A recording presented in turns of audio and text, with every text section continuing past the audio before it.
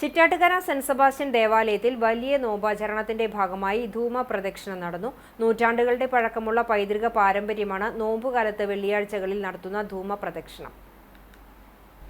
ആത്മീയതയുടെ നിറവും പാരമ്പര്യത്തിന്റെ അപൂർവതയും നിറഞ്ഞൊഴുകുന്ന ഈ ചടങ്ങ് ഭാരത ക്രൈസ്തവർക്കിടയിൽ മറ്റെവിടെയും ഇല്ലാത്തതാണ്. നോമ്പുകാലം തുടങ്ങിയാൽ എല്ലാ വെള്ളിയാഴ്ചകളിലും പ്രഭാതത്തിൽ പള്ളിയിൽ നിന്നാരംഭിച്ച് അങ്ങാടി ചുറ്റി മടങ്ങിയെത്തുന്നതാണ് ഈ പരിഹാര പ്രദക്ഷിണം.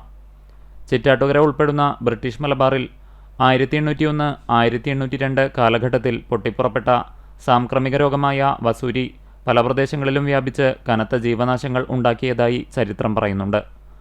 അക്കാലത്ത് ഫലപ്രദമായ പ്രതിരോധ മരുന്നുകൾ വളരെ കുറവായിരുന്നു. ദൈവകോപമാണ് വസൂരി പോലുള്ള സാംക്രമിക രോഗത്തിന് കാരണമെന്ന വിശ്വാസത്തിൻ്റെ അടിസ്ഥാനത്തിൽ തങ്ങളുടെ പാപങ്ങൾക്ക് മോചനം ലഭിക്കുന്നതിനു വേണ്ടി തുടങ്ങിയതാണ് പാപപരിഹാരമായ ഈ ധൂമപ്രദക്ഷിണം. ധൂമപ്രദക്ഷിണ കർമ്മങ്ങൾക്ക് ഫാദർ ജെയിംസ് വടക്കോട്ട്, സഹവികാരി ഫാദർ ജിയോ പുലിക്കോട്ടിൽ എന്നിവർ നേതൃത്വം നൽകി.